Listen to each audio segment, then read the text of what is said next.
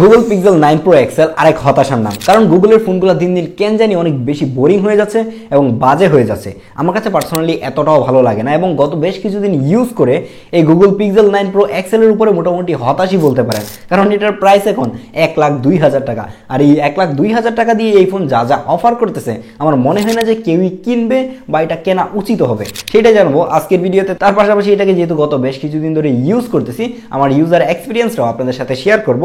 এই হচ্ছে সেই গুগল পিক্সেল 9 প্রো এক্সেল, যদিও কিনা দেখতে একদমই পুরো আইফোন 14 প্রো কিংবা 15 প্রো ম্যাক্সের মতো লাগে। অনেকে এটাকে সামনে থেকে দেখে ভাবে যেটা আইফোনই। হ্যাঁ, দিন দিন সবাই আইফোনকেই ফলো করছে। সব ফোন কোম্পানি আইফোনকে ফলো করলেও আপনি কিন্তু চাইলে আমাকেও ফলো করতে পারেন, অথবা ফলো করতে পারেন এমকে মোবাইল পয়েন্টকে। আপনি যদি যে কোনো স্মার্টফোন কিনতে চান তাহলে সোজা চলে যেতে পারেন বসুন্ধরা সিটিতে থাকা এমকে মোবাইল পয়েন্ট। তাছাড়াও আপনি চাইলে তাদের ফেসবুক পেজটাকেও ফলো করতে পারেন, যেইভাবে কিনা আইফোনকে ফোন কোম্পানিগুলো ফলো করতেছে। হ্যাঁ, এটাকে দেখতে আইফোনের মতো মনে হলো, এটা আইফোন না। সত্যি বলতে বক্স থেকে প্রথমবারের মতো বের করে যখন এই পিক্সেল 9 প্রো এক্সেলটাকে আমি হাতে নেই, আমি তখন ফিল করতে পারি না এটার প্রাইস বাড়লেও এটা এখন প্রিমিয়াম হয়েছে। হ্যাঁ, গুগলের এখন পর্যন্ত যতগুলো পিক্সেল আসছে সবগুলো থেকে এটা প্রিমিয়াম এবং দেখতেও আমার কাছে অনেক বেশি সুন্দর লাগতেছিল, কারণ দেখেন যে এটার ডিজাইনটা সত্যিই অনেক সুন্দর। কিন্তু ভিতরেই আসলে কি অবস্থা সেইটাই বলবো। হ্যাঁ, ডিজাইন নিয়ে আরেকটু বলে নেই, সেটা হচ্ছে যে ক্যামেরা বাম দেখতেই পারতেছেন যে আগের মতোই রাখা হয়েছে, যদিও কিনা এখন ফোন থেকে শুরু করে এর ক্যামেরা বামটা সবকিছুই বক্সি করে দেওয়া হয়েছে। এই ফোনটার ডিজাইন বক্সি হওয়ার ফলে কিন্তু হাতে নিতে ভালোই কমফোর্টেবল ফিল হচ্ছিল। এর কারণ হচ্ছে এর ফ্রেমের যে এজগুলো রয়েছে সেটা কিন্তু অনেকটাই কার্ভ। এই ফোনটা দেখতে যেরকম বড় তেমনি কিন্তু এই ফোনটা ভারীও। এটা হচ্ছে 221 গ্রামের একটা ফোন, আর এটার সামনে এবং পিছনে কর্নিং গরিলা গ্লাস ভিক্টাস 2 এর প্রোটেকশন থাকছে। আর এই যে ফ্রেমটা রয়েছে সেটা একটা অ্যালুমিনিয়ামের ফ্রেম, আর এটাতে IP68 water and dust resistant থাকছে, যার কারণে আপনি চাইলে কিন্তু এটাকে পানির নিচে নিয়ে ভিডিও টিডিও করতে পারবেন। পিক্সেল কিন্তু প্রথমবারের মতো এত বড় একটা ফোন লঞ্চ করে এবং এটার মধ্যে ডিসপ্লে থাকছে 6.8 ইঞ্চির LTPO OLED ডিসপ্লে, যেখানে 120 হার্জের হায়ার রিফ্রেশ রেটের পাশাপাশি HDR10 এর সাপোর্ট পাচ্ছেন। আর এটার পিক ব্রাইটনেস 3000 নিটস। চিন্তা করেন যে একটা লাখ টাকার ফোনে 3000 নিটস ব্রাইটনেস থাকতেছে। Honor 300 যে ফোনটা রয়েছে যেটার প্রাইস 50,000 টাকা, সেটার মধ্যে নাকি 4000 নিটস ব্রাইটনেস থাকতেছে। আমি দুইটাকেই ডিরেক্ট সানলাইটে ইউজ করে দেখেছি যে আমার কাছে ওইটা থেকে এটাই বেশি ব্রাইট মনে হচ্ছিল, কারণ এই জায়গায় চাইনিজ যে ফোনগুলো রয়েছে সেগুলোতে তারা নাম্বার গেমের পিছনেই দৌড়াচ্ছে এবং তারা 6000 কিংবা 7000 নিটস ব্রাইটনেস বলতেছে, কিন্তু আদৌ আপনি কি এত ব্রাইটনেস পাচ্ছেন কিংবা আপনার এত ব্রাইটনেস দরকার আছে? কখনোই দরকার নাই। এটার মধ্যে সর্বোচ্চ হয়তো বা 1500 নিটস ব্রাইটনেস আছে। কিন্তু আমার কাছে পার্সোনালি একটা ফ্ল্যাগশিপ ফোন হিসেবে গুগল পিক্সেল থেকে আরও বেটার ডিসপ্লে আশা করি, বেশি ব্রাইটনেস আশা করি।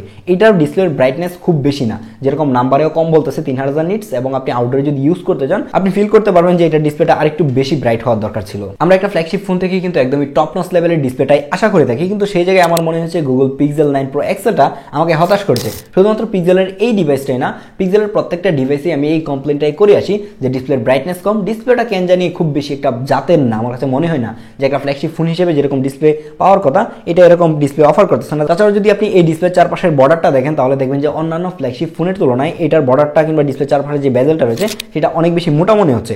একটা ফ্ল্যাগশিপ ফোন হিসেবে এটা সত্যিই অনেক মোটা। আমার মনে হচ্ছে যে আরো বেশি স্লিম হওয়া দরকার ছিল। এই টুকটাক কিছু বিষয় যদি আপনি স্কিপ করতে পারেন তাহলে আপনার কাছে এর ডিসপ্লেটা ভালোই লাগবে। ডিসপ্লে নিয়ে আমার মনে হয় না যে কেউ কোনো ধরনের কমপ্লেন করবে, কিন্তু এই যে কমপ্লেনের যে জায়গাগুলো বললাম সেগুলো আপনাকে অবশ্যই স্যাক্রিফাইস করতে হবে। কিন্তু পিক্সেল আপনাকে যে জায়গায় হতাশ করবে না সেটা হচ্ছে পিক্সেলের হ্যাপটিক ফিডব্যাক। হ্যাঁ, এটার হ্যাপটিক ফিডব্যাকটা অসাধারণ ছিল। আপনি প্রত্যেকটা অ্যানিমেশনেই ফিল করতে পারবেন যে আপনার হাতে কিছু একটা টোকা দিচ্ছে। পিক্সেলের হ্যাপটিক সবসময় বেটার হয়ে থাকে, আর এই পিক্সেল 9 প্রো এক্সেলেও কিন্তু এরকমই পাচ্ছেন। গুগল যখন থেকে তাদের নিজস্ব টেনসর চিপ ইউজ করতে শুরু করে এই পিক্সেল ফোনগুলোতে, তখন থেকেই কিন্তু পিক্সেলের ফোনের মধ্যে একটা হতাশা চলে আসে।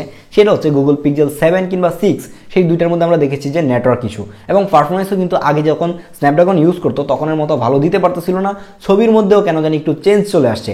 আর এই হতাশা আপনি এই পিক্সেল 9 প্রো এক্সেলও পাবেন। এটার মধ্যে গুগলের যে নিজস্ব টেনসর চিপটা রয়েছে G4 সেটা ইউজ করা হয়েছে, এবং এটা নিয়েও আমার মনে হয় যে সবাই হতাশ হবেন, কারণ এটা থেকে আপনি একদমই ফ্ল্যাগশিপ লেভেলের পারফরমেন্স কখনোই পাবেন না। একটা ফোন আপনি 1 লাখ টাকার উপরে প্রাইস দিয়ে কিনতেছেন, আপনি অবশ্যই এটা থেকে একদমই বেস্ট আউটপুটটাই চাবেন। ক্যামেরাতে বেস্ট হতে হবে, ডিসপ্লে বেস্ট হতে হবে, পারফরমেন্স বেস্ট হতে হবে। কিন্তু আপনি কেন এই জায়গায় স্যাক্রিফাইস করবেন? কারণ এইটা আপনি যদি স্ন্যাপড্রাগন এলিটের সাথে তুলনা করেন কিংবা স্ন্যাপড্রাগন 8 Gen 3 এর সাথে তুলনা করেন তাহলে দেখবেন যে এটা কিন্তু অনেকটাই পিছিয়ে যাচ্ছে।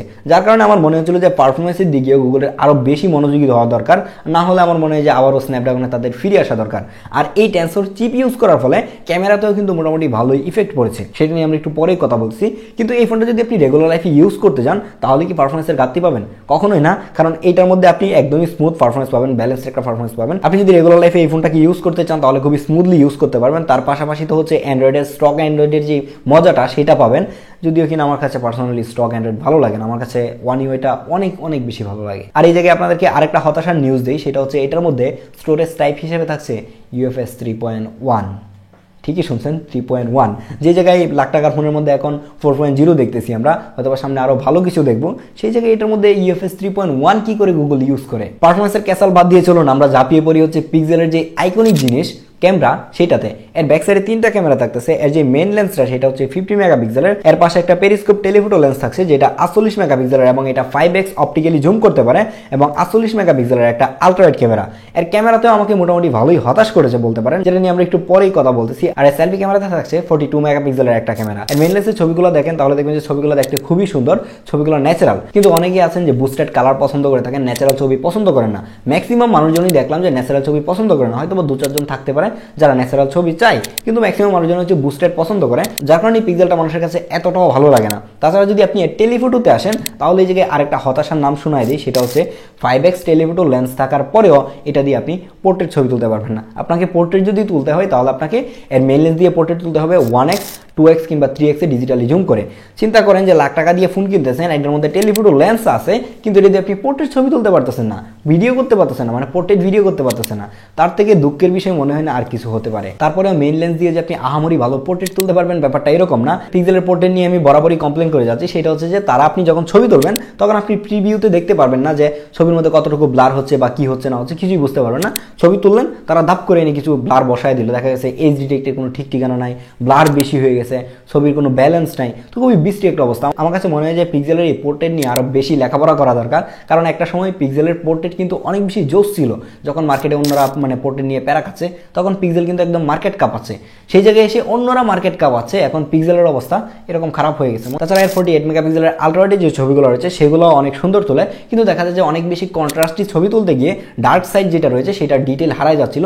এই ধরনের কিছু প্রবলেম আমি ফেস করি, যেরকম লো লাইটে গেলেও দেখা যায় যে অনেক সময় শ্যাডোর যে ডিটেলগুলো রয়েছে সেগুলো নাই হয়ে যায়, একদমই ব্ল্যাক করে দিচ্ছিল, এরকম কিছু প্রবলেম আমি ফেস করি। তাছাড়া ওভারঅল চিন্তা করতে গেলে ঠিকঠাকই ছিল, কিন্তু আমি এটাকে ঠিকঠাক বলবো না, এর কারণ হচ্ছে এটার প্রাইস লাখ টাকা দিয়ে এমন ক্যামেরা নিয়ে আমার মনে হয় না যে কোনো অবস্থাতেই যৌক্তিক হবে। তাছাড়া এর যে সেলফি ক্যামেরাটা রয়েছে সেটার অবস্থা সেম, ছবি তোলার পরে প্রচুর প্রসেস করে কন্ট্রাস্টি করে ফেলে এবং দেখতে বিশ্রী হয়ে যায়। আপনি যখন এর সেলফি ক্যামেরা দিয়ে পোর্ট্রেট ছবি তুলবেন, পোর্ট্রেট সেলফি তুলবেন, সেগুলো তো দেখবেন যে ডিজিটালি শার্প করতেছে কিংবা ফেসের টেক্সচার একটু বেশি বাড়াইতে গিয়ে, ফেসটাকে একটু বেশি ডিটেল করতে গিয়ে ফেসের যে স্মুথনেস সেটাকে নষ্ট করে দিচ্ছে, যার কারণে এই পিক্সেল 9 Pro XL এর উপর আমি মোটামুটি বেশ বিরক্ত। কিন্তু এত বিরক্তির মধ্যে এর ক্যামেরাতে নতুন একটা ফিচার আসছে অ্যাডমি নামের, সেটা আপনি এনজয় করবেন। আপনি যখন 4-5 জন কিংবা 10 জন মিলে একটা গ্রুপ ছবি তুলেন তখন দেখা যায় যে ছবি তুলে দিতেছে সেই আপনাদের গ্রুপে নাই, মানে আপনি ট্যুরে গেলেন সবাই একসাথে ছবি তুললেন, কিন্তু যেই বেচারা ছবি তুলে দিচ্ছে সেই কিন্তু আপনাদের গ্রুপের মধ্যে নাই।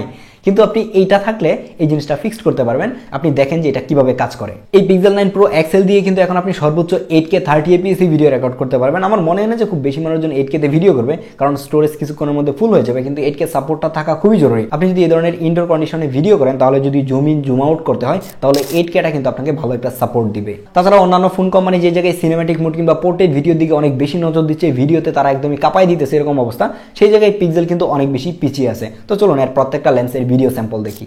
আর এটা হচ্ছে পিক্সেল 9 Pro XL এর ব্লার ভিডিও, আর এটা ব্লার ভিডিওর নাম হচ্ছে আরেকটা হতাশার নাম, কারণ এটা শুধুমাত্র আপনি মেইন লেন্স দিয়ে এর ব্লার ভিডিওটা করতে পারবেন। ব্লার ভিডিও বলতে বোঝাচ্ছি এই যে দেখেন যে ব্যাকগ্রাউন্ডে মনে হয় কিছুটা ব্লার হয়েছে, এরকম একটা ব্লার ভিডিও কিন্তু করতে পারেন, যেটা আইফোনের মধ্যে সিনেম্যাটিক নামে পরিচিত, আর হচ্ছে স্যামসাং এর মধ্যে পোর্ট্রেট ভিডিও।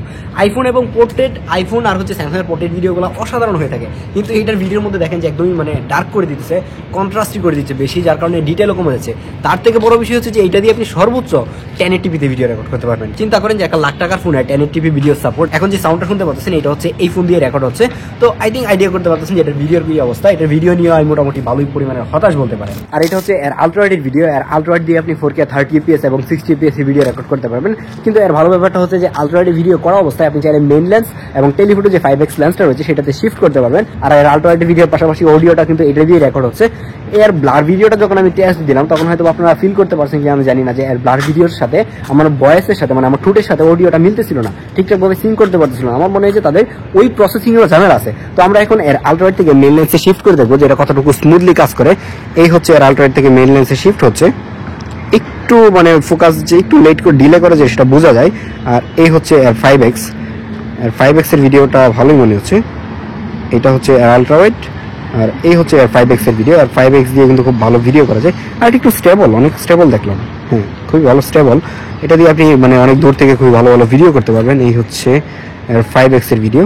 অ্যান্ড 5x এর ভিডিও করা অবস্থায় দেখা যায় যে ন্যাচারালি একটা ডেপথ ক্রিয়েট হয়, যার কারণে একটু ব্লার ব্লার লাগে, মানে ব্যাকগ্রাউন্ড একটু ব্লার লাগে, ডিটেল একটু বেশি মনে হয়। এটা একটা ভালো ব্যাপার, কিন্তু সত্যি বলতে আর ভিডিও নিয়ে আমি এতটাও মানে স্যাটিসফাইড না বলতে পারেন। বাই দ্য ওয়ে, আরেকটা বিষয় নিয়ে কথা বলতে একদমই ভুলে গেলাম, সেটা হচ্ছে এটার ফিঙ্গারপ্রিন্ট সেন্সর।